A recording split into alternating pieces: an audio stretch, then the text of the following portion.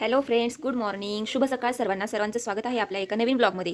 तर आज मी गेले होते सैनिक स्कूल सातारा येथे रिक्रुटमेंट प्रोसेस सुरू झालेली आणि तेथील माझा इंटरव्ह्यूचा सर्व असा अनुभव मी तुम्हाला शेअर करणार आहे. तर स्टे कंटिन्यू, व्हिडिओ पूर्ण बघा. हे आहे सैनिक स्कूलचे एंट्री गेट आणि त्याच्यावरती आपण एंट्री केल्यानंतर इथं आम्हाला वेटिंग एरियामध्ये थोडा वेळ वेट करायला सांगितलेला. त्यांनी सकाळी 7:30 वाजता रिपोर्टिंग टायमिंग दिलेला होता आणि आम्ही पण वेळेनुसार सगळे लोक पोहोचलेलो होतो. त्याच्यानंतर हा वेटिंग हॉलमध्ये आम्ही थोडा वेळ वेट केला. त्याच्यानंतर आम्हाला स्कूलच्या साईडला बोलवण्यात आलं. तर स्कूलकडे जाताना बघा हा असा सगळा व्ह्यू आपल्याला पाहायला मिळतो. तर सगळ्यात पहिल्यांदा एंट्री केल्यानंतर गेटवरून एंट्री केल्यानंतरच दोन्ही बाजूला दोन्हीकडे असे हे टँक होते छोटेसे आणि मध्येच इकडच्या बाजूला बिल्डिंग्स होत्या, हॉस्टेल्स वगैरे होते आणि मध्ये बघा मस्तपैकी सगळ्यात पहिल्यांदा आपल्याला शिवाजी महाराजांचा, छत्रपती शिवाजी महाराजांचा असा हा मूर्ती बघायला भेटली. ते बघून सगळ्यात पहिल्यांदा खूप छान वाटलं मनाला. गार्डन वगैरे खूप होते. त्याच्यानंतर मग इकडे बघा शिक्षकांसाठी किंवा त्यांच्या स्टाफसाठी पार्किंगची वगैरे व्यवस्था आहे आणि इकडच्या बाजूला एअरफोर्सचे विमानं वगैरे असा नजारा लावलेला आहे त्यांनी. तर सगळ्यांची घाई गडबड चाललेली, कारण या ठिकाणी वेळेला खूप महत्त्व दिलं जातं आणि टाईममध्ये सगळ्या गोष्टी केल्या जातात. त्याच्यामुळे सगळे पटापट चालले होते.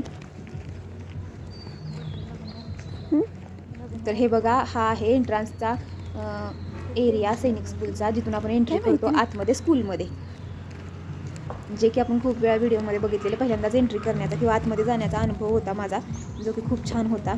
एंट्री केल्यानंतर आतमध्ये खूप छान असं प्रशस्त असं आहे स्कूल. बाहेरही सगळं गार्डन वगैरे व्यवस्थित मेंटेन केले जाते. इकडे कारंजा वगैरे सोडल्या होत्या, पाणी सोडायचं चाललेलं. इकडच्या बाजूला फ्लॅग होस्टिंगचं वगैरे आहे समोरच, स्कूलच्या समोर ऑपोजिट साईडला. हे बघा एंट्री केल्यानंतर इथं प्रिन्सिपल सरांचं ऑफिस आहे आणि सगळे आर्मी नेव्ही एअरफोर्समधले ऑफिसर जे होऊन गेले त्यांचे इथं पोस्टर्स वगैरे लावलेले होते. इथं हे आतमधलं आहे कॅम्पसमधलं, जे की स्टुडंट्सचे क्लासरूम्स आहेत, ॲडम ऑफिसर साहेबांचे रूम आहेत. त्यानंतर आमचे DV म्हणजे डॉक्युमेंट व्हेरिफिकेशनची प्रोसेस स्टार्ट झाली आणि तेव्हा आम्हाला इथं बोलवलेलं. तर एवढे सगळे स्टुडंट्स आले होते प्रोसेससाठी. डॉक्युमेंट व्हेरिफिकेशनसाठी हा वेटिंग एरिया दिला होता. त्यानंतर डॉक्युमेंट व्हेरिफिकेशन झाल्यानंतर लगेचच आमची रिटन टेस्ट घेण्यात आली. रिटन टेस्ट 50 मार्काची होती आणि ती 1 तासामध्ये घेण्यात आली. 1 तास झाल्यानंतर लगेच आम्हाला 1 तास ब्रेक दिला त्यांनी आणि शार्प 1 वाजता आम्हाला बोलवलं आणि त्यानंतर त्यांनी लगेच रिझल्टसुद्धा अनाऊन्स केला रिटन टेस्टचा. त्याच्यामध्ये जे लोक क्वालिफाय झाले ते पुढच्या राऊंडला गेले.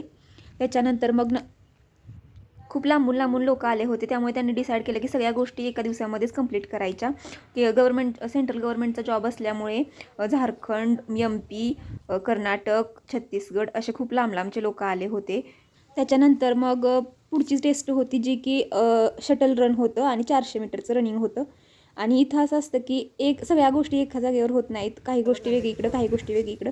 आणि भर उन्हामध्ये 3 वाजता आमचं असं शटल रन घेण्यात आलं, ज्याच्यामध्ये की खूप जास्त बेकार हालत झाली सगळ्यांची, एकदम वेळेवरती आणि भर उन्हात. त्यांना काहीही म्हणजे असं हे नसते की ऊन आहे, पाऊस आहे, थंडी आहे, ज्या गोष्टी करायच्या त्या करायच्याच आहेत आणि वेळेला अगदी टायमिंगला महत्त्व असते. भर उन्हामध्ये हे शटल रन घेण्यात आलं आणि खूप जास्त काही लोकांना तर पायाला फोड आलेले, एकदम बेकार हालत झाली, पण मजा पण आली खूप. तो टास्क कंप्लीट झाल्यानंतर इथं थोड्याशा वेगवेगळ्या गेम्स वगैरे ह्याच्याबद्दल क्वेश्चन करण्यात आले आम्हाला. खूप सारे असे क्वेश्चन्स विचारत होते सगळे लोक. तो टास्क कंप्लीट झाला. त्याच्यानंतर मग स्किल टेस्टसाठी आम्हाला MI रूमकडे जायला लागलं, जे की खूप लांब आहे. प्रत्येक गोष्ट खूप लांब लांब आहे आणि खूप जास्त चालावं लागतं आणि ते शटल रन उन्हामध्ये केल्यामुळे इतकी बेकार हालत झाली सगळ्यांची. तुम्ही चेहऱ्यावरती पाहू शकता, सगळे लोक कंटाळून गेलेले आणि त्यांनी सगळं एकाच दिवशी घेतलं अचानकपणे.